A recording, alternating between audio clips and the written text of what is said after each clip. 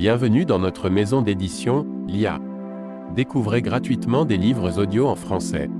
Pour ne pas manquer nos prochaines vidéos, abonnez-vous à notre chaîne. Du contrat social au principe du droit politique par Jean-Jacques Rousseau lu par Liam Maloney. Pour améliorer votre expérience de lecture, vous pouvez activer le sous-titrage et ajuster la vitesse de lecture. Chapitre 7 du législateur. Pour découvrir les meilleures règles de société qui conviennent aux nations, il faudrait une intelligence supérieure, qui vit toutes les passions des hommes, et qui n'en éprouva aucune, qui n'eut aucun rapport avec notre nature, et qui la connut à fond, dont le bonheur fut indépendant de nous, et qui pourtant voulut bien s'occuper d'une autre, enfin qui, dans le progrès des temps se ménageant une gloire éloignée, put travailler dans un siècle et jouir dans un autre 11. Il faudrait des dieux pour donner des lois aux hommes, le même raisonnement que faisait Caligula quant au fait, Platon le faisait quant au droit pour définir l'homme civil ou royal qu'il cherche dans son livre du règne. Mais s'il est vrai qu'un grand prince est un homme rare, que sera-ce d'un grand législateur? Le premier n'a qu'à suivre le modèle que l'autre doit proposer. Celui-ci est le mécanicien qui invente la machine, celui-là n'est que l'ouvrier qui la monte et la fait marcher. Dans la naissance des sociétés, dit Montesquieu, ce sont les chefs des républiques qui font l'institution, et c'est ensuite l'institution qui forme les chefs des républiques. Celui qui ose entreprendre d'instituer un peuple, doit se sentir en l'état de changer, pour ainsi dire, la nature humaine, de transformer chaque individu, qui par lui-même est un tout parfait et solitaire, en partie d'un plus grand tout dont cet individu reçoive en quelque sorte sa vie et son être, d'altérer la constitution de l'homme pour la renforcer, de substituer une existence partielle et morale à l'existence physique et indépendante que nous avons tous reçue de la nature. Il faut, en un mot, qu'il ôte à l'homme ses forces propres pour lui en donner qui lui soient étrangères et dont il ne puisse faire usage sans le secours d'autrui. Plus ces forces naturelles sont mortes et anéanties, plus les acquises sont grandes et durables, plus aussi l'institution est solide et parfaite, en sorte que si chaque citoyen n'est rien, ne peut rien que par tous les autres, et que la force acquise par le tout soit égale ou supérieure à la somme des forces naturelles de tous les individus, on peut dire que la législation est au plus haut point de perfection qu'elle puisse atteindre. Le législateur est à tous égards un homme extraordinaire dans l'État. S'il doit l'être par son génie, il ne l'est pas moins par son emploi. Ce n'est point magistrature, ce n'est point souverain NETE accent aigu. Cet emploi, qui constitue la République, n'entre point dans sa constitution, c'est une fonction particulière et supérieure qui n'a rien de commun avec l'empire humain. Car si celui qui commande aux hommes ne doit pas commander aux lois, celui qui commande aux lois ne doit pas non plus commander aux hommes. Autrement ces lois, ministres de ses passions, ne feraient souvent que perpétuer ses injustices, jamais il ne pourrait éviter que des vues particulières n'altérassent la sainteté de son ouvrage. Quand Lycurgue donna des lois à sa patrie, il commença par abdiquer la royauté. C'était la coutume de la plupart des villes grecques de confier à des étrangers l'établissement des leurs. Les républiques modernes de l'Italie imitèrent souvent cet usage, celle de Genève en fit autant et s'en trouva bien. Rome, dans son plus bel âge, vit renaître en son sein tous les crimes de la tyrannie, et se vit prête à périr, pour avoir réuni sur les mêmes têtes l'autorité législative et le pouvoir souverain. Cependant, les décemvirs eux-mêmes ne s'arrogèrent jamais le droit de faire passer aucune loi de leur seule autorité. Rien de ce que nous vous proposons, disait-il au peuple, ne peut passer en loi sans votre consentement. Romains, soyez vous-même les auteurs des lois qui doivent faire votre bonheur. Celui qui rédige les lois n'a donc, ou ne doit avoir aucun droit législatif, et le peuple même ne peut, quand il le voudrait, se dépouiller de ce droit incommunicable. Parce que selon le pacte fondamental, il n'y a que la volonté générale qui oblige les particuliers, et qu'on ne peut jamais s'assurer qu'une volonté particulière est conforme à la volonté générale, qu'après l'avoir soumis au suffrage libre du peuple. J'ai déjà dit cela, mais il n'est pas inutile de le répéter. Ainsi l'on trouve à la fois dans l'ouvrage de la législation deux choses qui semblent incompatibles. Une entreprise au-dessus de la force humaine, et pour l'exécuter, une autorité qui n'est rien, autre difficulté, qui mérite attention. Les sages qui veulent parler au vulgaire leur langage au lieu du sien, n'en sauraient être entendus. Or il y a 1000 sortes d'idées qu'il est impossible de traduire dans la langue du peuple. Les vues trop générales et les objets trop éloignés sont également hors de sa portée, chaque individu ne goûtant d'autre plan de gouvernement que celui qui se rapporte à son intérêt particulier, aperçoit difficilement les avantages qu'il doit retirer des privations continuelles qu'imposent les bonnes lois. Pour qu'un peuple naissant pût goûter les saines maximes de la politique et suivre les règles fondamentales de la raison d'État, il faudrait que l'effet pût devenir la cause, que l'esprit social qui doit être l'ouvrage de l'institution présidât à l'institution même, et que les hommes fussent avant les lois ce qu'ils doivent devenir par elles. Ainsi donc le législateur ne pouvant employer ni la force ni le raisonnement, c'est une nécessité qu'il recourt à une autorité d'un autre ordre, qui puisse entraîner sans violence et persuader sans convaincre. Voilà ce qui força de tout temps les pères des nations de recourir à l'intervention du ciel et d'honorer les dieux de leur propre sagesse, afin que les peuples, soumis aux lois de l'État comme à celles de la nature, et reconnaissant le même pouvoir dans la formation de l'homme et dans celle de la cité, obéissent avec liberté, et portassent docilement le joug de la félicité publique, cette raison sublime qui s'élève au-dessus de la portée des hommes vulgaires, et celle dont le législateur met les décisions dans la bouche des immortels, pour entraîner par l'autorité divine ce que ne pourrait ébranler la prudence humaine 13. Mais il n'appartient pas à tout homme de faire parler les dieux, ni d'en être cru quand ils s'annoncent pour être leur interprète. La grande âme du législateur est le vrai miracle qui doit prouver sa mission.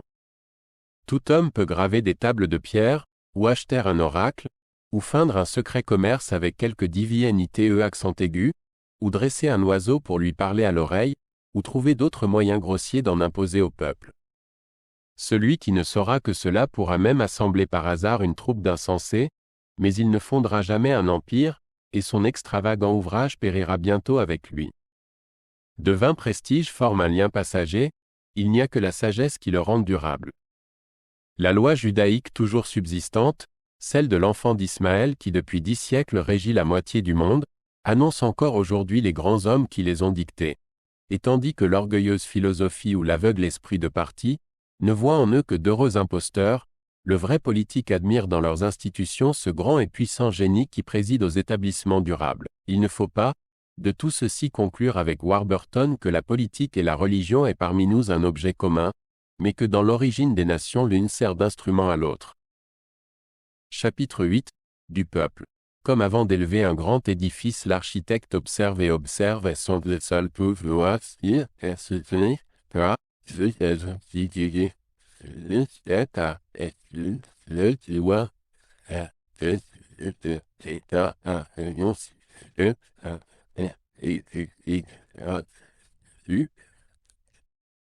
C'est pour cela que Platon refusa de donner des lois aux Arcadiens et aux Cyréniens, sachant que ces deux peuples étaient riches et ne pouvaient souffrir l'égalité. C'est pour cela qu'on vit en Crète de bonnes lois et de méchants hommes, parce que Minos n'avait discipliné qu'un peuple chargé de vices. 1000 nations ont brillé sur la terre qui n'auraient jamais pu souffrir de bonnes lois, et celles mêmes qui l'auraient pu n'ont eu dans toute leur durée qu'un temps fort court pour cela. La plupart des peuples ainsi que des hommes ne sont dociles que dans leur jeunesse, ils deviennent incorrigibles en vieillissant. Quand une fois les coutumes sont établies et les préjugés enracinés, c'est une entreprise dangereuse et vaine de vouloir les réformer. Le peuple ne peut pas même souffrir qu'on touche à ses maux pour les détruire, semblable à ces malades stupides et sans courage qui frémissent à l'aspect du médecin. Ce n'est pas que, comme quelques maladies bouleversent la tête des hommes et leur ôtent le souvenir du passé, il ne se trouve quelquefois dans la durée des états des époques violentes où les révolutions font sur les peuples ce que certaines crises font sur les individus, l'horreur du passé tueur de l'IPF, guerre,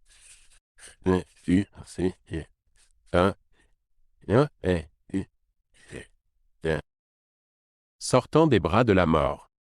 Tel fut Sparte au temps de Lycurgue, tel fut Rome après les Tarquins, et tels ont été parmi nous la Hollande et la Suisse après l'expulsion des tyrans, mais ces événements sont rares. Ce sont des exceptions dont la raison se trouve toujours dans la constitution particulière de l'État excepté. Elle ne saurait même avoir lieu 2 fois pour le même peuple, car il peut se rendre libre tant qu'il n'est que barbare, mais il ne le peut plus quand le ressort civil est usé.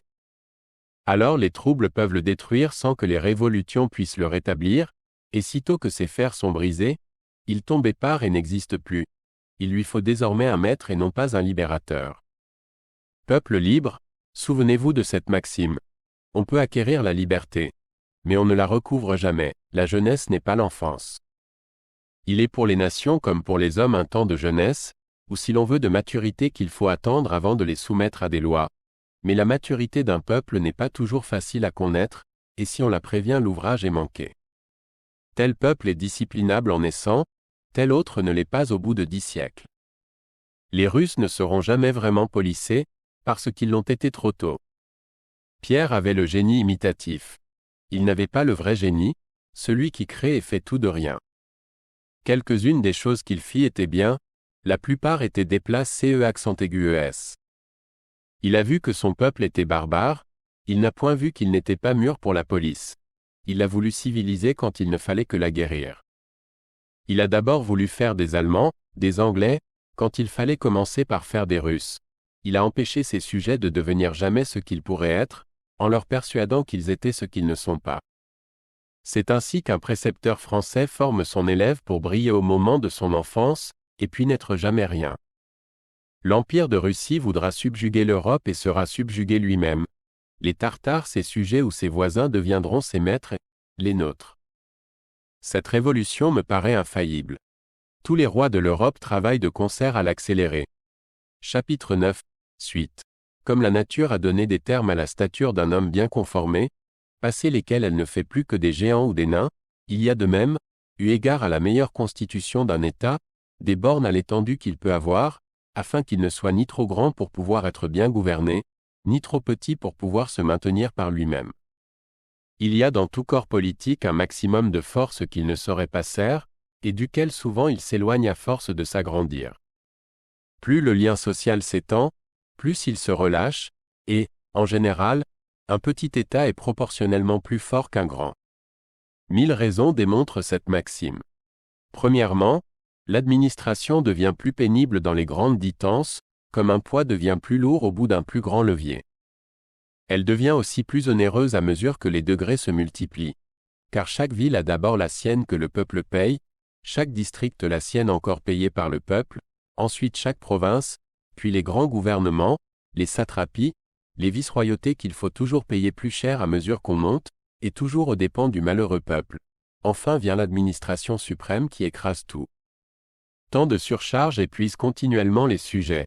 Loin d'être mieux gouvernés par tous ces différents ordres, ils le sont moins bien que s'il n'y en avait qu'un seul au-dessus d'eux. Cependant à peine reste-t-il des ressources pour les cas extraordinaires, et quand il y faut recourir, l'État est toujours à la veille de sa ruine. Ce n'est pas tout. Non seulement le gouvernement a moins de vigueur et de célérité pour faire observer les lois, empêcher les vexations, corriger les abus, prévenir les entreprises séditieuses qui peuvent se faire dans des lieux éloignés.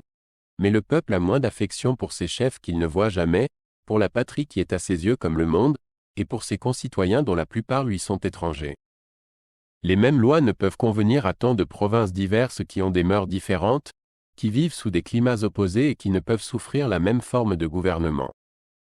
Des lois différentes n'engendrent que troubles et confusion parmi des peuples qui, vivant sous les mêmes chefs et dans une communication continuelle, passent ou se marient les uns chez les autres, et soumis à d'autres coutumes, ne savent jamais si leur patrimoine est bien à eux.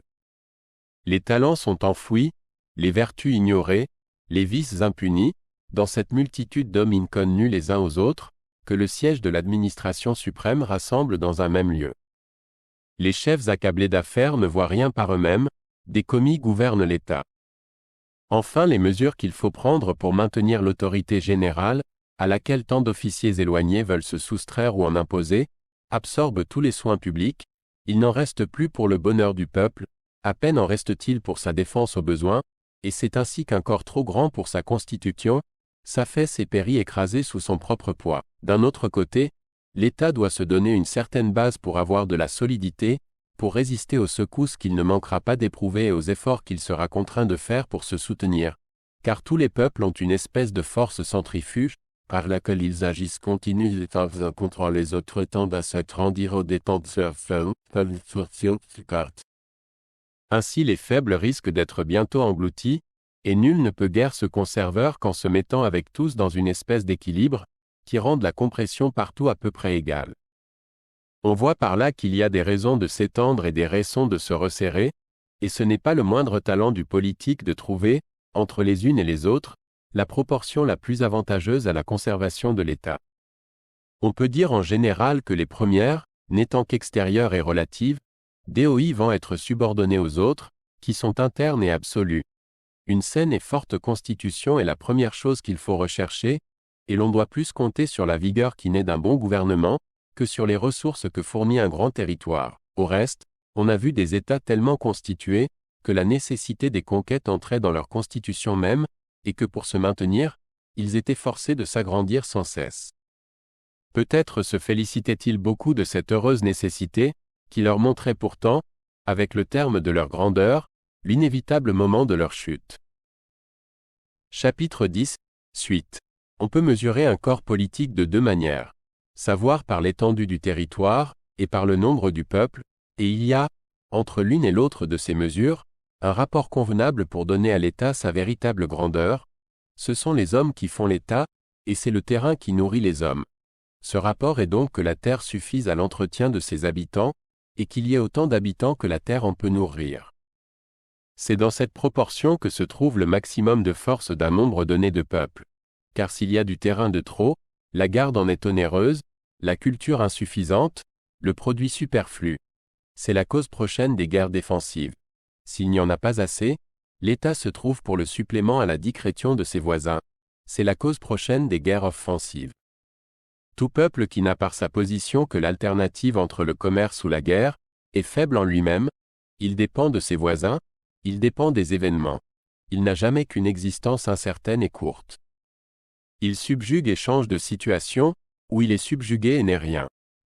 Il ne peut se conserver libre qu'à force de petitesse ou de grandeur.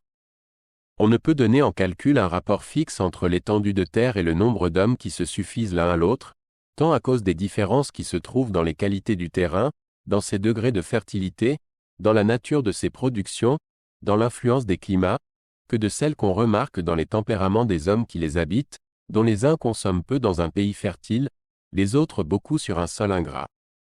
Il faut encore avoir égard à la plus grande ou moindre fécondité des femmes, à ce que le pays peut avoir de plus ou moins favorable à la population, à la quantité dont le législateur peut espérer d'y concourir par ses établissements, de sorte qu'il ne doit pas fonder son jugement sur ce qu'il voit mais sur ce qu'il prévoit, ni s'arrêter autant à l'état assétuel de la population qu'à celui où elle doit naturellement parvenir. Enfin, il y a 1000 occasions où les accidents particuliers du lieu exigent ou permettent qu'on embrasse plus de terrain qu'il ne paraît nécessaire. Ainsi l'on s'étendra beaucoup dans un pays de montagne, où les productions naturelles, savoir les bois, les pâturages, demandent moins de travail, où l'expérience apprend que les femmes sont plus fécondes que dans les plaines, et où un grand sol incliné ne donne qu'une petite base horizontale, la seule qu'il faut compter pour la végétation. Au contraire, on peut se resserrer au bord de la mer, même dans des rochers et des sables presque stériles. Parce que la pêche y peut suppléer en grande partie aux productions de la terre, que les hommes doivent être plus rassemblés pour repousser les pirates, et qu'on a d'ailleurs plus de facilité pour délivrer le pays par les colonies, des habitants dont il est surchargé. À ces conditions pour instituer un peuple, il en faut ajouter une qui ne peut suppléer à nulle autre, mais sans laquelle elles sont toutes inutiles. C'est qu'on jouisse de l'abondance et de la paix, car le temps où s'ordonne un État est, comme celui où se fait l'instant où le corps est souvent capable de résistance élevée à la détruire. On résisterait mieux dans un désordre absolu que dans un moment de fermentation, où chacun s'occupe de son rang et non du péril. Qu'une guerre, une famine, une sédition surviennent en ce temps de crise, l'État est infailliblement renversé. Ce n'est pas qu'il n'y ait beaucoup de gouvernements établis durant ces orages, mais alors ce sont ces gouvernements mêmes qui détruisent l'État. Les usurpateurs amènent ou choisissent toujours ces temps de troubles pour faire passer, à la faveur de l'effroi public, des lois destructives que le peuple n'adopterait jamais de sang-froid. Le choix du moment de l'institution est un des caractères les plus sûrs par lesquels on peut distinguer l'œuvre du législateur d'avec celle du tyran. Quel peuple est donc propre à la législation? Celui qui, se trouvant déjà lié par quelque union d'origine, d'intérêt ou de convention, n'a point encore porté le vrai joug des lois, celui qui n'a ni coutume ni superstition bien enracinée, celui qui ne craint pas d'être accablé par une invasion subite, qui, sans entrer dans les querelles de ses voisins, peut résister seul à chacun d'eux, ou céder de l'un pour repousser l'autre, celui dont chaque membre peut être connu de tous, et où l'on n'est point forcé de charger un homme d'un plus grand fardeau qu'un homme ne peut porter. Celui qui peut se passer des autres peuples et dont tout autre peuple peut se passer, celui qui n'est ni riche ni pauvre peut se suffire à vite et enfin se suffire La financière Ce qui rend pénible l'ouvrage de la législation est moins ce qu'il faut établir que ce qu'il faut détruire, et ce qui rend le succès si rare, c'est l'impossibilité de trouver la simplicité de la nature jointe aux besoins de la société. Toutes ces conditions, il est vrai, se trouvent difficilement rassemblées. Aussi voit-on peu d'États bien constitués. Il est encore en Europe un pays capable de législation. C'est l'île de Corse. La valeur et la constance avec laquelle ce brave peuple a su recouvrer et défendre sa liberté, mériteraient bien que quelque homme sage lui apprit à la conserver. J'ai quelques pressentiments qu'un jour cette petite île étonnera l'Europe. Chapitre 11. Des divers systèmes de législation. Si l'on recherche en quoi consiste précisément le plus grand bien de tous, qui doit être la fin de tout système de législation, on trouvera qu'il se réduit à deux objets principaux, la liberté et l'égalité. La liberté, parce que toute dépendance particulière est autant de force ôtée au corps de l'État. L'égalité, parce que la liberté ne peut subsister sans elle. J'ai déjà dit ce que c'est que la liberté civile. À l'égard de l'égalité, il ne faut pas entendre par ce mot que les degrés de puissance et de richesse soient absolument les mêmes, mais que, quant à la puissance, elle soit au-dessous de toute violence, et ne s'exerce jamais qu'en vertu du rang et des lois, et quant à la richesse, que nul citoyen ne soit assez opulent pour en pouvoir acheter un autre, et nul assez pauvre pour être contraint de se vendre 15, ce qui suppose du côté des grands, modération de biens et de crédit, et du côté des petits, modération d'avarice et de convoitise. Cette égalité, disent-ils, est une chimère de spéculation qui ne peut exister dans la pratique. Mais si l'abus est inévitable, s'ensuit-il qu'il ne faille pas au moins le régler? C'est précisément parce que la force des choses tend toujours à détruire l'égalité, que la force de la législation doit toujours tendre à la maintenir. Mais ces objets généraux de toute bonne institution DOI vont être modifiés en chaque pays par les rapports qui naissent tant de la situation locale, que du caractère des habitants, et c'est sur ces rapports qu'il faut assigner à chaque peuple un système particulier d'institution, qui soit le meilleur, non. Cliquez sur I, en haut à droite de votre écran pour choisir le livre audio que vous aimeriez découvrir. Si cette vidéo vous a plu, vous pouvez mettre un « j'aime » et la partager à vos amis. Par ailleurs, visitez notre bibliothèque sur audible.fr pour explorer notre vaste sélection de livres audio réalisés par IA.